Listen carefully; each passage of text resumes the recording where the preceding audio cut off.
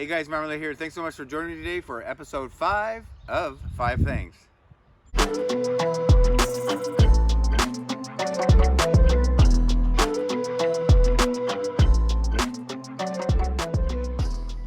So in this episode, we're talking about my 5 favorite pieces of gear in my pack. Currently, it is May 2021. You know, this can always evolve and change.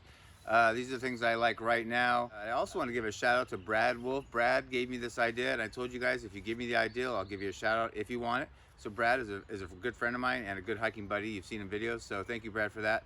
And again, at the end, if you want to leave some down, I'd love to hear your comments about the video in general. We'll leave some ideas for some videos. Okay, so let's get on with item number 1. They're in no particular order, but my first one is my Z-Pax Triplex Cuban fiber or Enigma tent.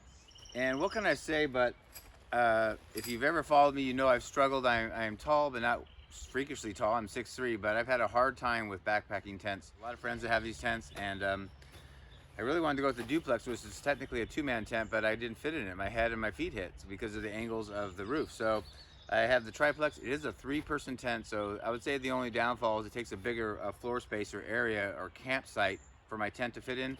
But so far I haven't had many problems. The space I have in there is amazing.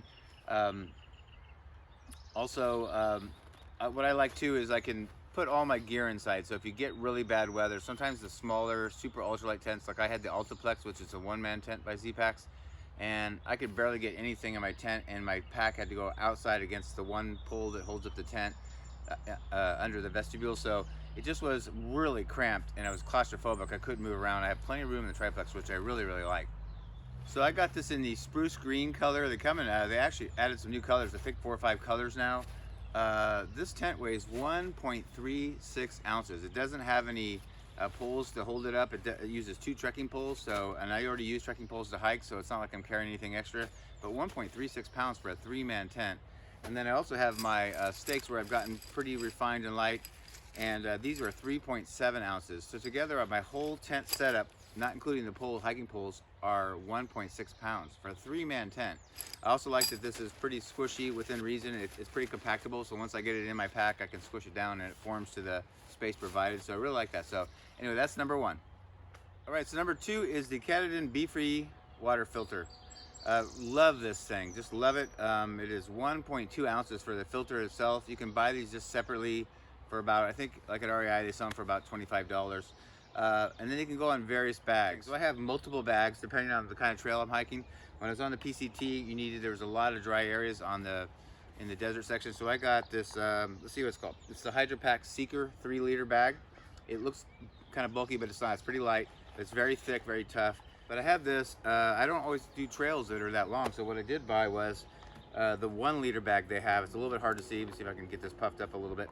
But it's a 1-liter bag. I actually start bringing this on my day hike. So I bring water. When you see me do that San Diego 100 Peaks list or day hikes, I generally carry enough water. But I've been bringing this just in case I ever got in a tough situation where I needed more water.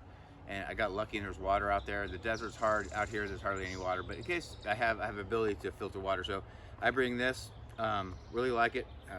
And then the thing I just bought was, I've used Knock before with my Sawyer, but they have, it's not new, but they have the larger, because Sawyer's threaded fit on these smaller bottles, but they don't fit the Be-Free by Cadidon doesn't fit on these bottles, so you have to have a certain size threaded area for the bag. So this bag has the larger threaded area.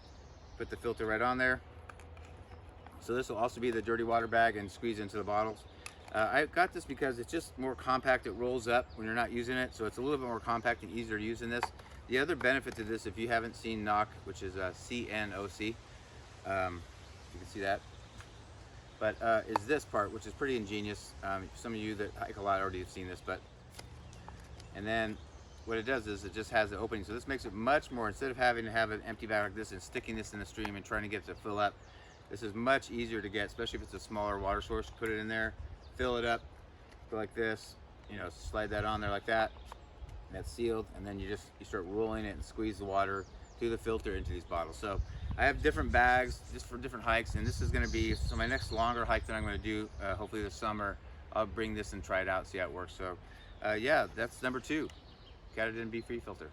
So my third one is by a company called Chaffin. I'll put it here because it's just hard to pronounce, but I got this on Amazon and I really love it. On my through hike and many longer hikes, you know, I vlog, so I burn through a lot of batteries. So I carry extra batteries to charge up my phone and my headlamp and my Garmin, things like that at night in the tent and during the day sometimes when I'm on a break. So I do carry some weight in batteries, which is kind of the negative to vlogging. But I had a ton of cords, and they're in my electric bag that I carry that has all my electronics and my headlamp and all that. And it was always tangled with everything, a bunch of cords. And so I got this, it's just a multi cord device. It has one USB, so you'd plug this into your battery or into your wall plug that has a USB connector. And then these are all the plugs. You can get various ones. I have two lightning cable ends, which are for my iPhone.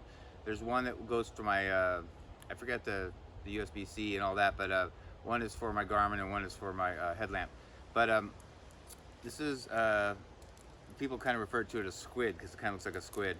But I really love this. It's only 3 amps, so it doesn't really charge fast. I actually don't care about that. I think if you're, you know, in town trying to charge stuff up, it might matter. But like when I'm in a tent at night, I have the whole night to charge things up. Sometimes when I'm on a break for a half hour, I'll just plug, my phone's kind of getting lowish. I'll just plug it in and let it charge. I might get 10% more just in a half hour or whatever. So it's slow, but it does the job. And so for now, you know, I'll probably research to see if I can get one that maybe charges a little faster, but it's done the job and I like it. It's literally all my cables in one. So yeah, check it out. You can order, like I said, you can order these with any ends depending on the kind of phone and devices you have. Just very simple. I like it. I've been really happy with it. All right, my fourth one is my Enlightened Equipment Enigma quilt. Right here, baby. It is black on the outside, as you can see, and eggplant purple in the inside. I got this in a 10 degree. I thought it would cover more, obviously more low in temps. When it's warm, I just lay on top of it or use it loose like a blanket.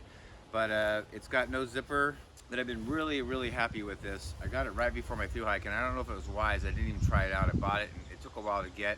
And I got it right before my through hike, and I just have always loved it. I probably got 150 to 200 nights in this thing, so I tested it and everything down to, I think, excuse me, the lowest has been 22 degrees, and so I've tested it out and it's worked well. I got a long and wide, so I don't have all the measurements with me, but I got a long and wide. It seems to fit me just right. You know, I wanted a little bit of space at the bottom. I put my batteries and electronics and my water filter things in the foot box when it's going to be cold or freeze, because I don't want those things to be damaged. And with batteries, you probably know, but you lose a lot of charge in your batteries if they're sitting out in the cold. So I put them, so I wanted a little bit of extra room lengthwise because I am 6'3". So I think I'm 75 inches, this is 78, so I have room by my feet, and if I pull it all the way up, I have enough to get my head all tucked in here. So it's like, feels like it's just the right width, and you're able to cinch this down to get it tight if it's cold or loosen up if it's warm. And lastly, this is 27 ounces. So I think my old sleeping bag was about 3 to 4 pounds. So I went from 3 to 4 pounds to 27 ounces. So pretty amazing. I've just been really happy with it. So that's number 4. All right, my fifth and final favorite piece of gear, wow, that's hard to say, is my also Enlightened Equipment Torrid Apex men's jacket with the hood. As you can see, it's black on the outside. I thought that would just hide dirt more when you're backpacking, and got the marmalade orange on the inside. I had on my through hike, I had a down jacket, and I was really going to invest a lot of money in some of the really high-end ones that were super light, but I had one that was super warm, and it worked really well. So I brought it, but it was really heavy, and you know, you don't use your down puffy every single day.